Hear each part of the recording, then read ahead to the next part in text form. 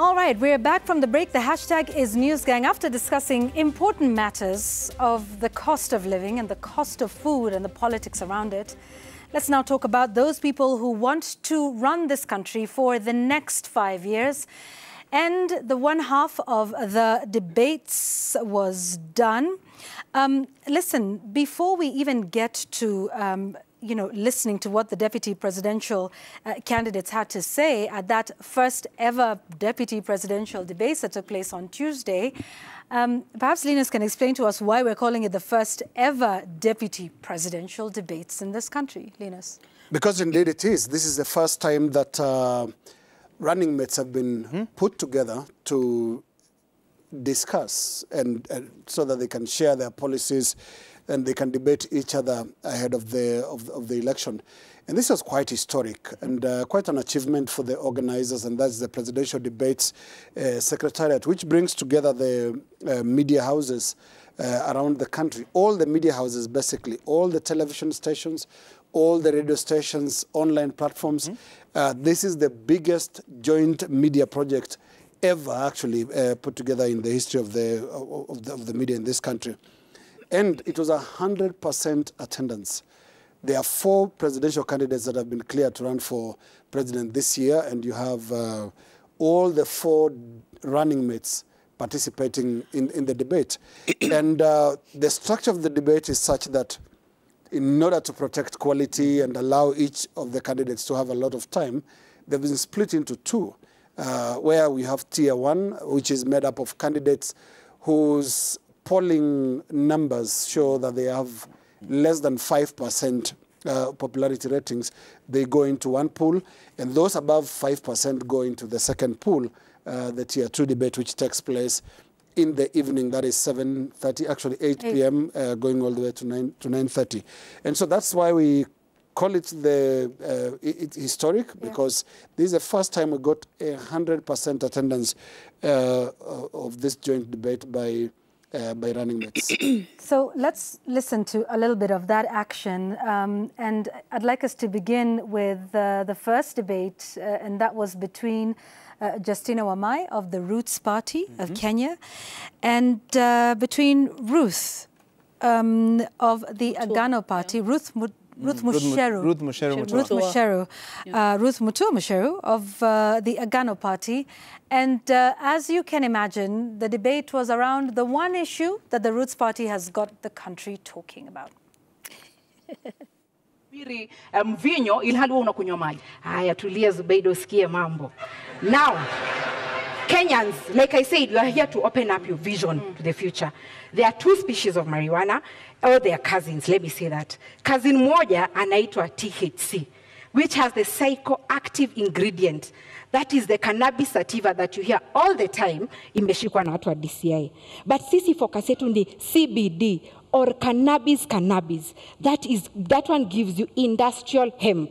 Kwa sababu kama ina purify na ni dawa, si tu apishwe 10th, alafu 11th hospitali zifungwe kwa sababu ni dawa.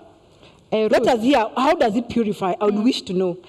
Nimjibu, Ruth, purifying, si ati detox, kuna difference. Nimesema purify, si detox. Kwa hivyo una need dawa ndio. And most medicine is made out of marijuana. Those medicine for epilepsy, cerebral palsy, pains, easy pains, watu wanakuanga chronic pains. So medicine inatengenezwa from marijuana. So already you're consuming. But nimesema purification process.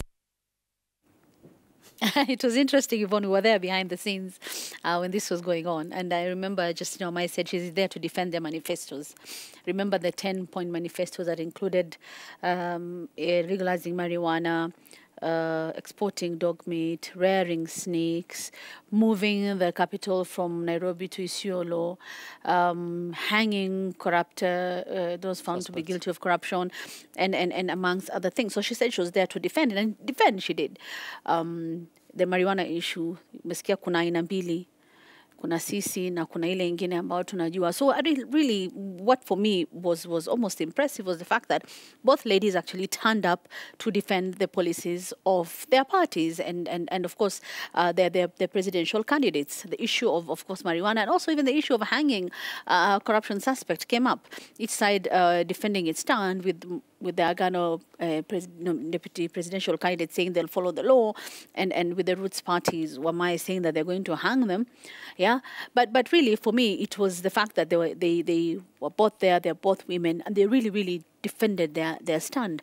Yes, they were in the first tier debate with, as Zelina said, with polls showing that they have less than 5% support across the country. But really for me, Yvonne, what came out, other than, of course, the bang and the snakes and the hanging, was that we have two women in a national platform on a joint presidential or a joint production by all media houses, talking about policies that their parties have, talking about the fact that they believe and trust and are for what their parties stand for. And Mimi Apo niliridhika. I felt that, yes, this is really a platform that has been used well this time, Yvonne. Yeah. Yeah, and I think we have more that we can actually say about that. Yeah, because she kept going back, Justina, about the single issue of her party and their candidature. Your issue about, let's talk about everything else that they've had in the manifesto. That is the main issue that everyone keeps talking about, the bank. Yeye mwenyewe alisema havuti, lakini alizungumzia na akaendelea kuizungumzia, and Gachuri I think was there akimuuliza maswali, and I really want you to tell me what you thought about that. Interesting. First, it's a great stage to be, and I wish you well on Tuesday. It's a nice place to be. You. It's a very nice place to be. It feels great. It's a big arena, man.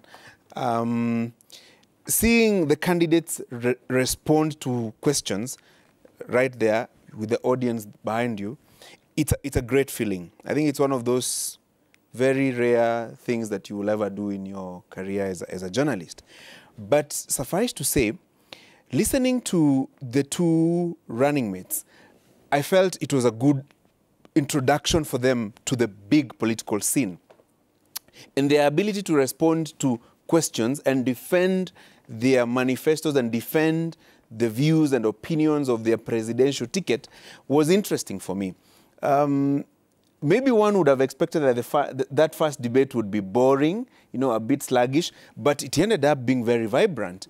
Well, yes, you can argue that the question of Bang dominated, but expectedly so, because it has been one discussion that has been out there, thrust by Professor George Wajackoyah over and over. And there was also another conversation that took place regarding corruption between, the two, that's Ruth and Justina. So let's listen to them debating on the issue of corruption, like Jamila had alluded to a little earlier. Already commenced the process ya kurudisha ile pesa iko nje. Hapa ndani, the local individuals, we will give them the chance to return, so that if they don't do that, sasa the law takes its course. Tukae hivi tuseme wenye wamehangiwa na we have recovered assets ni sawa. Mwenye amekata ahame Kenya because hatutaishi na yeye. But the fact remains, let us adapt a forgiving nature, put in firm policies on how to deal with this. Yeah, Yvonne, what I also felt is that these running mates understand some of the challenges in our country. The question of cost of living, the question of corruption, and the state of our economy. They seemed to understand what really ails our country. The only difference probably was the solutions they were offering in terms of dealing with some of those issues. Like, for example, the question of corruption. Yes, corruption is a very serious issue that needs to be dealt with very seriously. But the proposal, kunyonga watu wenye wako found guilty of corruption, maybe it went a little too far, because as a deputy president or as a president, how will you deal with it? Because there is the separation of powers. The judiciary is independent, parliament is independent, the executive is independent. So as a president, at what point will you say you're going to hang all those who are found guilty of corruption? I would have expected that you will allow the institutions to deal with that matter. If possible, even probably propose a change in law to make corruption a capital offense and such things. So I think their hearts were in the right thing, in the right place. Maybe the solutions on how to deal with it is probably what was the difference. And that's what Kenyans will have to decide. Linus, can we talk about the second debate that took place between Rigathi Gachagua of UDA, the Kenya Kwanza Alliance, and Martha Karua of Azimio la Umoja One Kenya Coalition Political Party. Yes, it's a mouthful. Is that how it's going to appear on the ballot paper? That'll be, yeah, or short form, just Azimio, right? Azimio, yeah. Linus. Just before you go to the second debate, okay, I just wanted to say talk about, very go quick ahead. about the Wamae Mutua debate. These two ladies go down in history, and they join the likes of Kariara Muthiora, young aspirants for political office, who, in all fairness, sound completely different from what is on offer at the moment. Culturally, they are completely different. Not a single insult in the whole debate. They addressed each other with a lot of respect and decorum. Francis, you do not have a lot of difficulty controlling the two ladies because they were very civil in their communication, in their regard for each other, and also in their regard for the process. I think they have really cemented a good place and for their names. It was a very good introduction to national politics.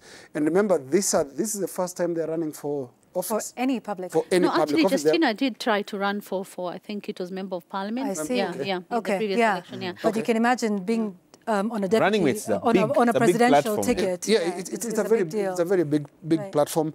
And I was very impressed by the honest endeavors to explain what you're trying to offer.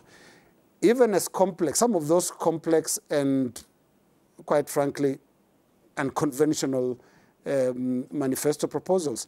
And look at how Justina went for it, basically trying to explain everything. This is how we intend to do it. It sounds difficult, it sounds different, but they understand their plan, first of all.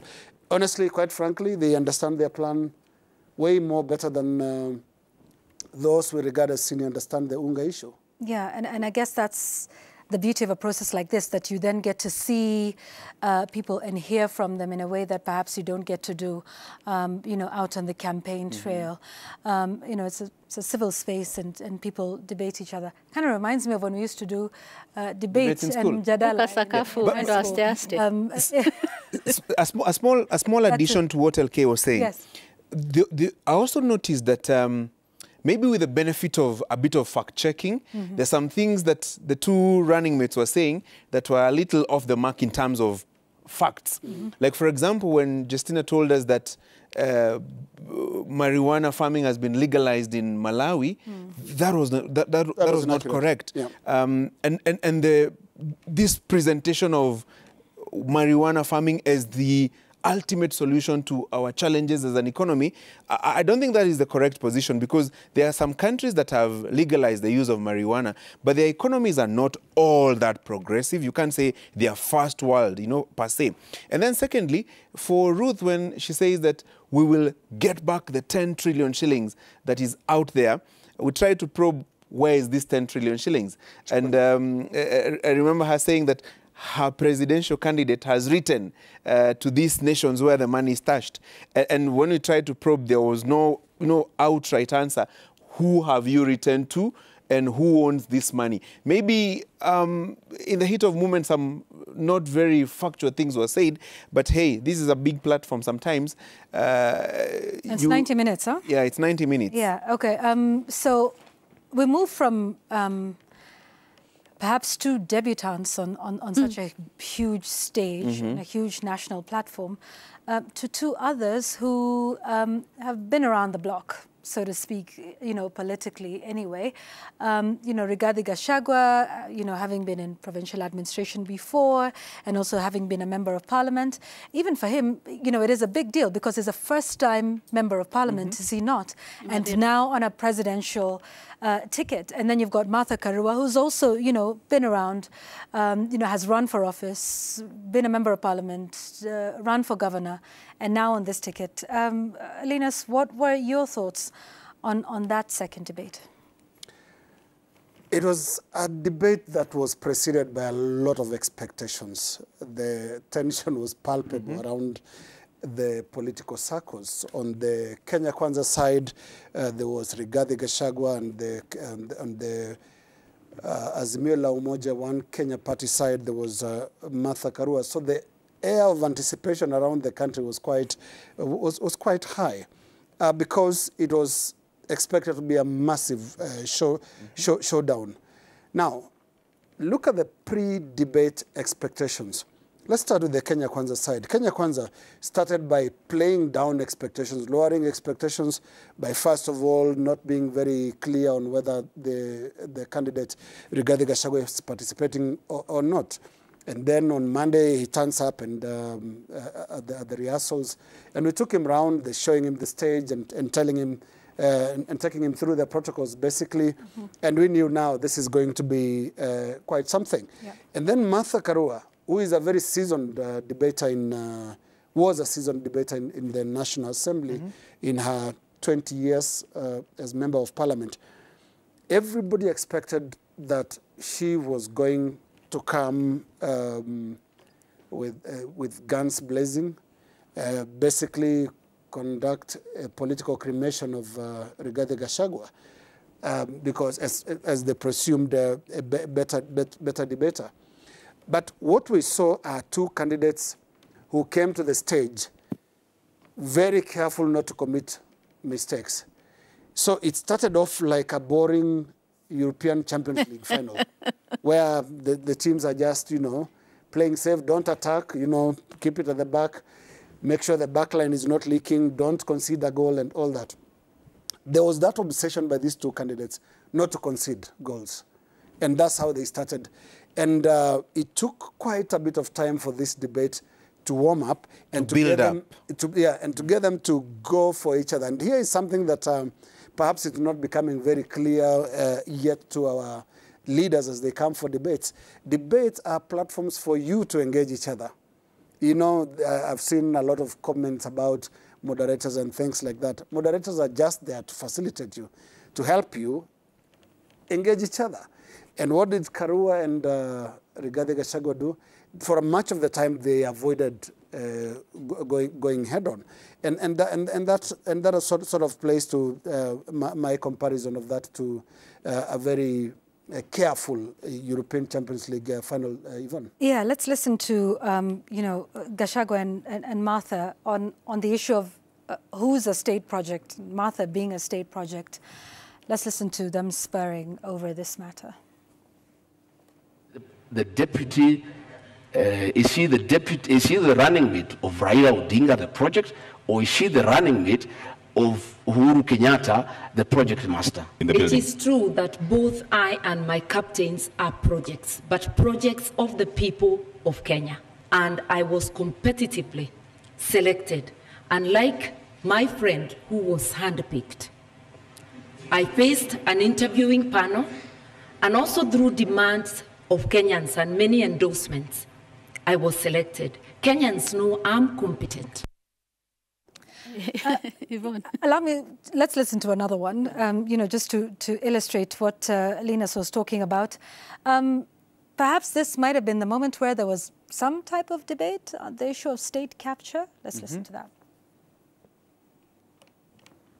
And the real corruption is state capture and conflict of interest. What is state capture? State capture is where the people in power compete with citizens for scarce resources, where the people in power use their position to advantage themselves to get business unfairly, where people in power allocate resources to projects where they have an interest. We will not form commissions to fight corruption.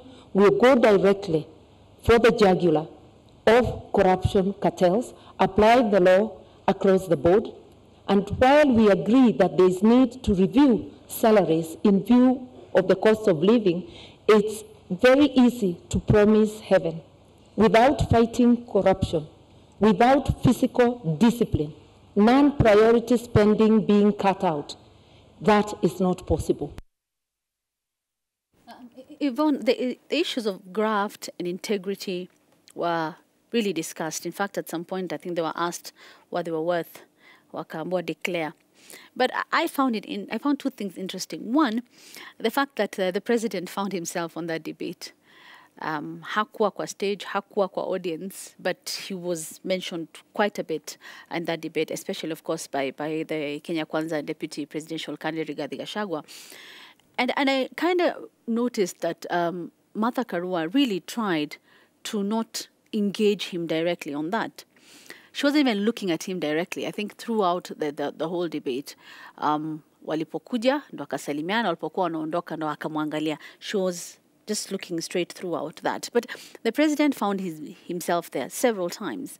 The project question, you had it. There were several others there with Rigathi Gachagua trying to bring in the president quite a bit into this discussion and his relationship with Azimio. And she was even asked whether he's going to stay on after the elections. And she kept talking about how he's the chairman of Jubilee. I mean, he's the party leader of Jubilee, and the fact that whether he still remains or not as part of the Azimio Council will depend on whether or not he leaves Jubilee after he leaves. But for me, Yvonne, I think what stood out was the fact that each of these two candidates were really out to defend their presidential candidates.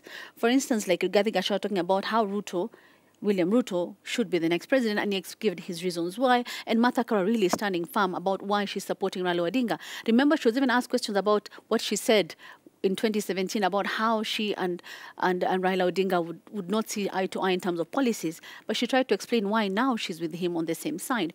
And finally, Yvonne, I think integrity of both of them also came up. I think it was one of the first issues that they spoke about, with Rigathi Gachagua talking about how Martha Karua walked out, how she resigned as a minister in the Mwai Kibaki government, and her saying that she did it as a matter of principle. I think we can listen to that soundbite and maybe continue with the discussion. Mwai Kibaki needed Martha Karua, and at a time when Martha Karua needed to assist Mwai Kibaki, she quit. Do not understand principle. They can never envisage resigning. But I do think it is dishonest to continue to take public salary, to take the privilege and all that goes with office when you know you can no longer deliver, either because of differences or because of other things. Yeah, Martha Karua insisting it was down to principles. And you know that walking away, I keep remembering her walking away from a function that was being led by former President Moi. And that's the thing with her. She says, whatever I do it with principle. So it should not be looked at, I'm a quitter or anything like that. So that for me, I think is one of the things that really stuck to my mind. Yeah. Linus, we'll come back to you. I thought both candidates were hostages of Mount Kenya politics. And I thought that at some point they forgot that indeed they are running for Deputy President of the Republic of Kenya. They're holding back, and the whole conversation was structured in such a way, their arguments especially, was structured in such a way that you are only talking to the Mount Kenya voter.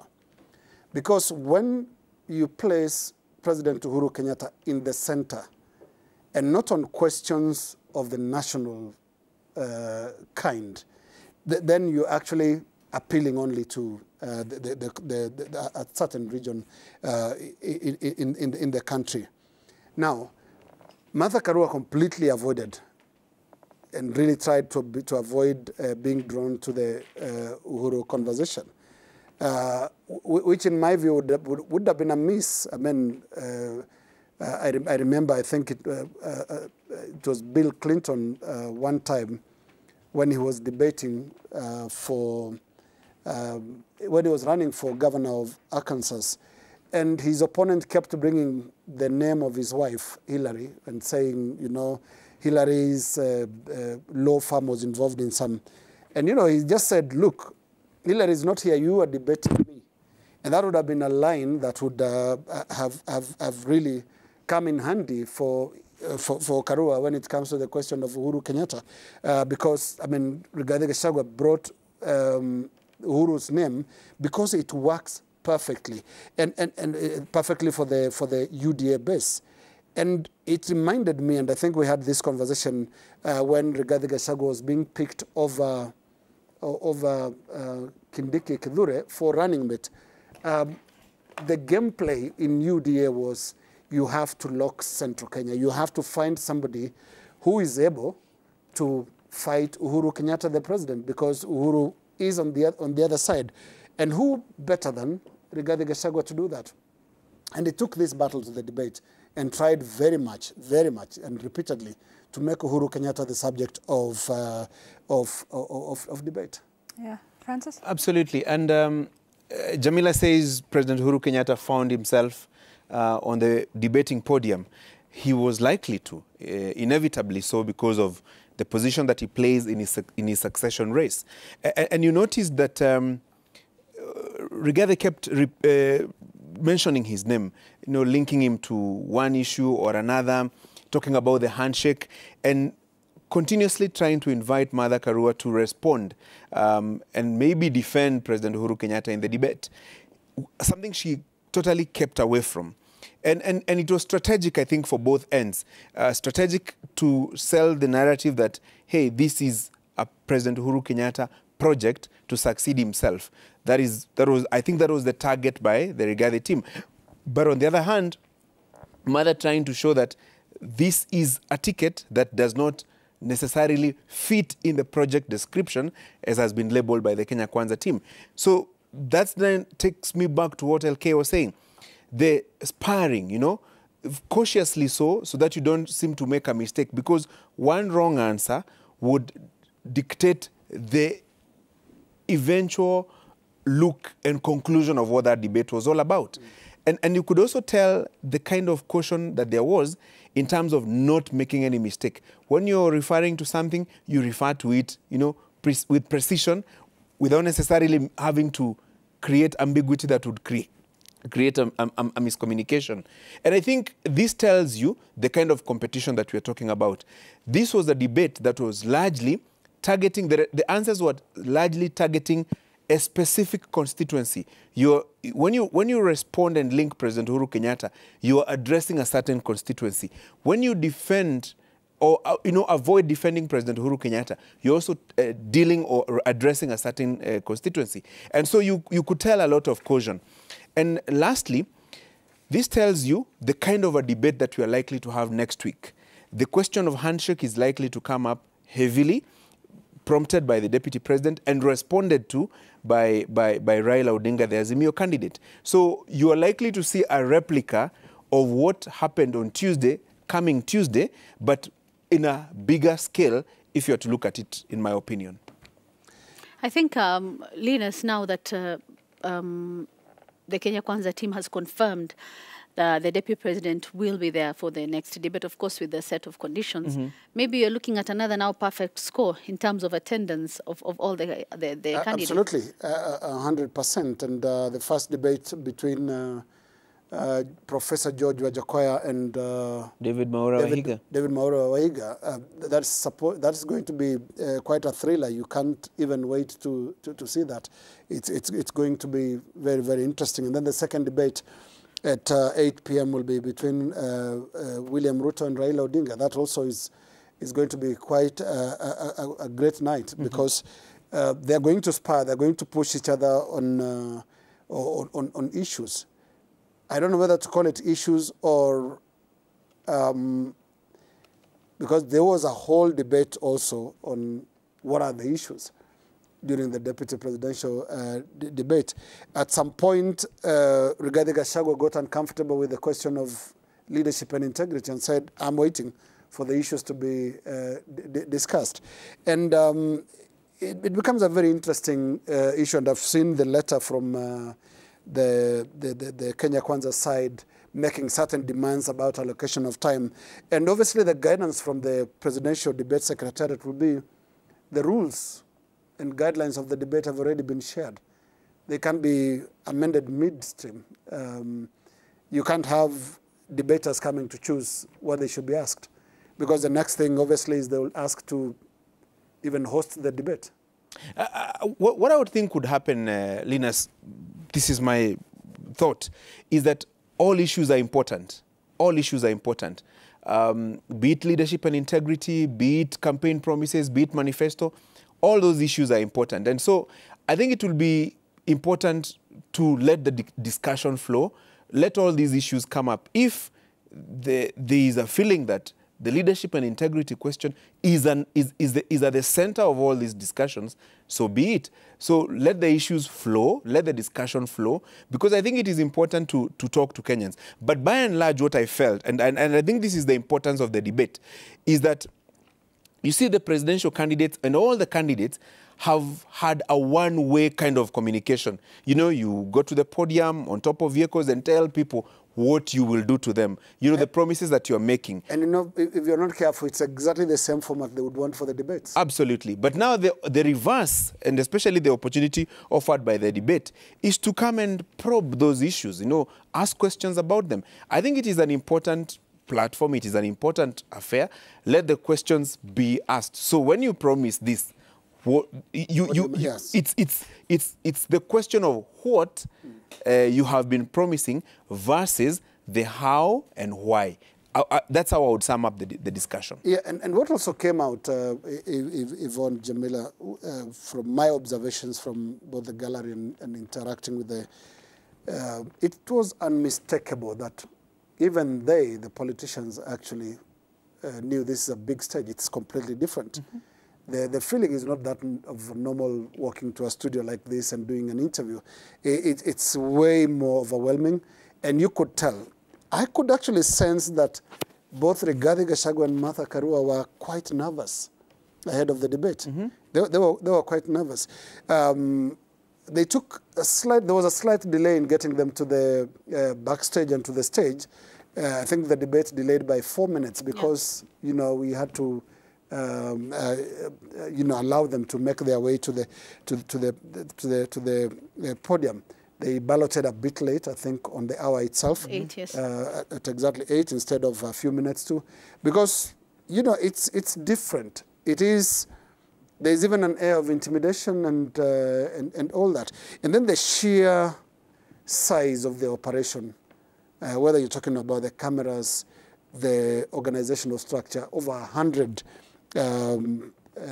professionals, technical teams, camera people, producers, very many. It is a huge operation, and I think some of them must have seen that is a lot more complex than a manifesto launch. I liken it to what you're calling it, a Champions League final. You know, even the candidates themselves, their backstages came with all manner of personnel, you know, call them technical players, technical operatives. They had advisors, they had, you know, guys to give them ideas on how to go about it. I could see the minutes before that debate, you know, those last minute advices, you know, tips and so on and so forth, tells you the sheer size of the discussion. But at the end of the day, I don't know whether a debate is so much about who won or who didn't win, by how much and why, because the conclusion of who won also depends on who you ask. If you ask the Justina Wamae team, they will say she did a good job. If you ask Ruth's team, the Agano team, they will say Ruth won. If you ask the Rigathi team or the Karua team, they will say their players won. So it's a good thing to let them come out, but ultimately, I think they were able to discuss the issues that came up and were brought to them. And I think the real winners are the Kenyan people. Mm-hmm. The real winner is democracy in Kenya, because debates are the highest form of civility in politics. It's very different from the name-calling that we have in public rallies. You have the moderators there reminding you of basic rules on decorum, and you did that, Francis, just before the debate started, that, you know, you're supposed to address each other with decorum, you're supposed to conduct yourself with decorum. The audience, you're not supposed to cheer or jeer. You know what would happen in rallies? Cheering or jeering, heckling, all that would happen. So I think if this culture gets to be entrenched in Kenya, because this is the third time now the media industry has put this together. We started in 2013 with 8 candidates. Then in 2017, we had a mixed kind of performance. There were boycotts because of the kind of sentiments that we still hear now. People don't really appreciate the place of these things in the entire scheme of things. But look, in 2022, this is a massive success already. 100% in the last 2 debates. We expect 100% on Tuesday. Because really this is civility winning. This is, we are becoming, this can help us become a sophisticated democracy of gentlemen and ladies. And I think on that note, we need to wind up, Francis. Allow me to just make this one final observation that I made on the debate, that at the end of it, you saw how civil, engaging, friendly the contestants were. You know, they were shaking hands, some even hugging. Yet out here, the impression is always that they are rivals, you know, they are enemies, yet they are not.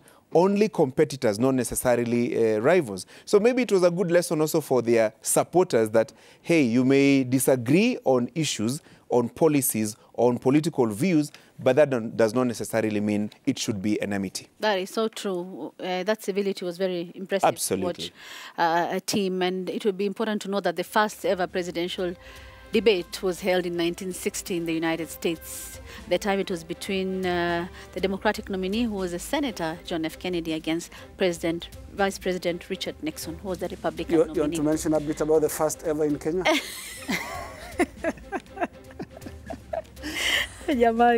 I think we'll have time for that next week. Next week. Yeah. Okay. I think we need to wind up now. Our final words, and today we'll start with you, Mr. Kaikai.